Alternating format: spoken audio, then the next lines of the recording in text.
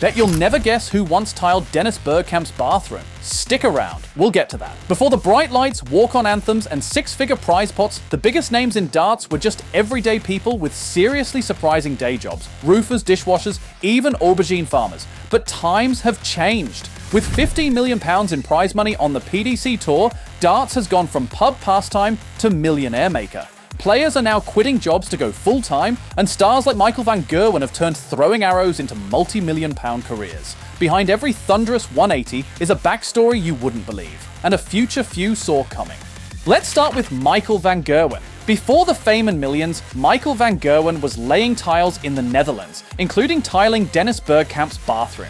Today, he's earned over £8.5 million on the oche. Not bad for a former kitchen grouter who went from grouting floors to hitting perfect 180s. While van Gerwen was grouting, Peter Snakebite Wright was scrubbing pots at a holiday camp, where he met his wife, Jo. He also fixed windows and fences to get by. From washing dishes to winning world titles, his journey has been as colourful as his iconic mohawk hairstyle. Michael Smith had a different kind of chase. As a teenager on a farm, he had to tag a runaway cow, a wild experience that earned him the nickname Bully Boy, a name that stuck with him to the top of the darts world. Gerwen Price took a different path entirely: professional rugby. Playing for clubs like Neath and Glasgow Warriors, he earned just £500 a week, less than he now makes per leg on the darts circuit. From tackling opponents on the pitch to aiming at trebles on the oche, his transition is impressive. Luke Humphreys kept his feet high, literally on rooftops. He worked as a roofer in Newbury, hammering by day and practicing darts by night, balancing hard labour with honing his skills. Rob Cross wired houses before shocking the darting world. Known as Voltage, his nickname is a nod to his electrician days in Hastings.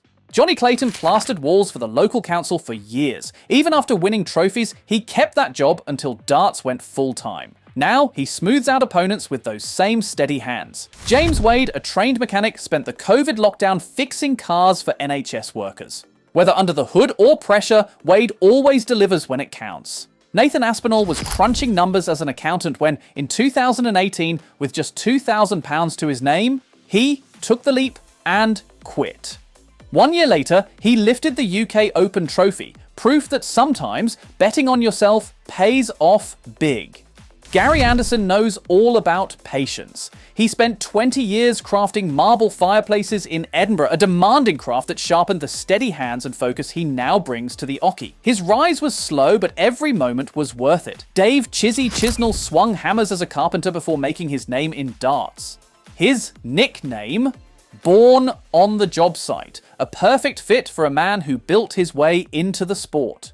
Joe Cullen was an early riser in Bradford, working as a postman. Today, he delivers on stage, swapping letters for leg wins, proving his delivery skills extend beyond the mailbox. Just like Joe, Danny Noppert worked a regular job until late 2017.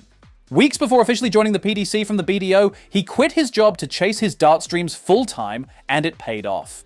In the Netherlands, Dirk van Dijvenbode lives a double life. While climbing the darts ranks, he still works 32 hours a week on an aubergine farm, managing bookkeeping and admin, daytime spreadsheets, nighttime walk-ons. Dimitri Vandenberg balanced stacking supermarket shelves with squeezing in practice. From aisle duty to alley pally, no shortcuts here.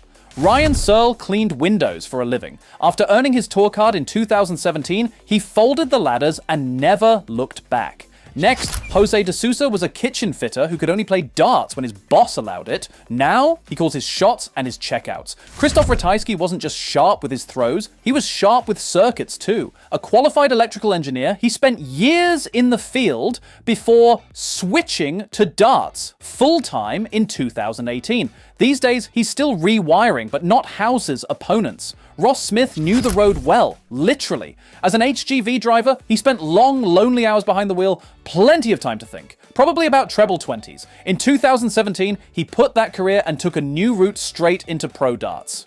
Down under, Damon Heta carried a different tool belt. Working as a roof plumber in Australia, he climbed buildings and fixed drainage systems. When the pandemic paused tournaments, he returned to the rooftops until darts called him back. Stephen Bunting knows the struggle well. Between 2016 and 2017, his form dropped so much he considered quitting and returning to a regular job. But he stayed the course and bounced back into the sport's upper ranks. Chris Dobie worked long shifts before breaking through. He spent 12-hour days managing motorway traffic cones in the Northeast. Not glamorous, but it taught him grit and patience. Now, hallmarks of his game. Callan Ritz chased a very different dream.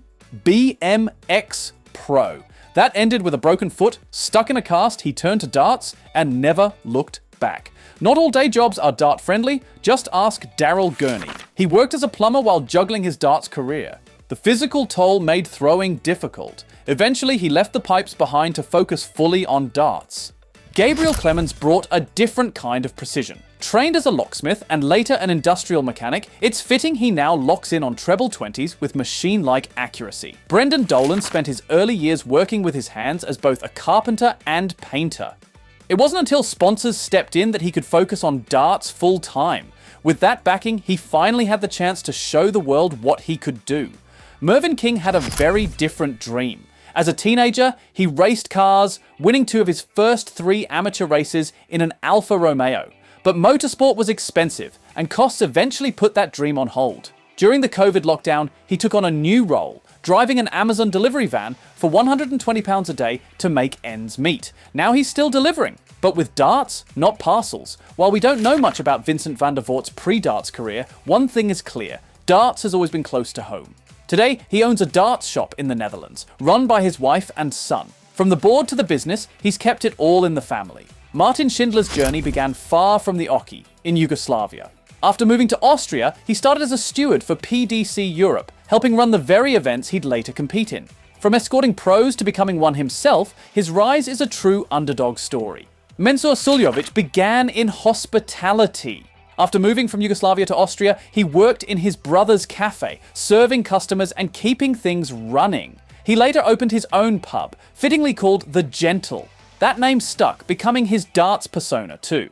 Kim Huybrechts was still a student before darts called, balancing textbooks with dartboards until the sport took over full-time. You've heard of postmen turned players, but Raymond van Barneveld might be the ultimate delivery story. In 1998, Barney was delivering letters, earning just £840 a month. Then came the moment that changed everything. He won his first BDO World Championship, pocketed £40,000, and returned to a hero's welcome at the airport.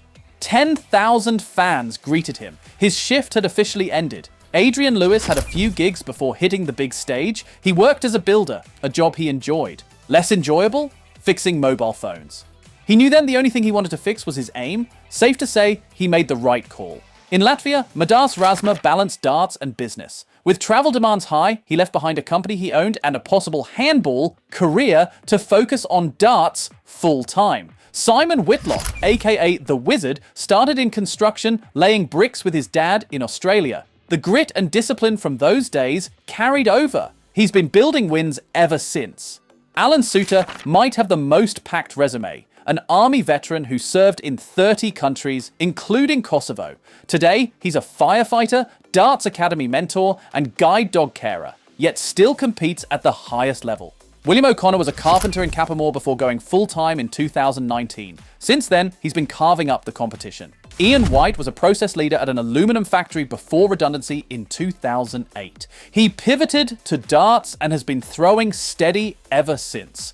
So there you have it. They started with farms, tiles, bikes, and postbags. Now they're darting legends. Every throw has a grind behind it. Today, you've heard some of their stories. Now it's your turn. Which job surprised you the most? Drop it in the comments, give this a like if you learned something new, and don't forget to subscribe and ring the bell for more incredible dart stories. See you at the oche.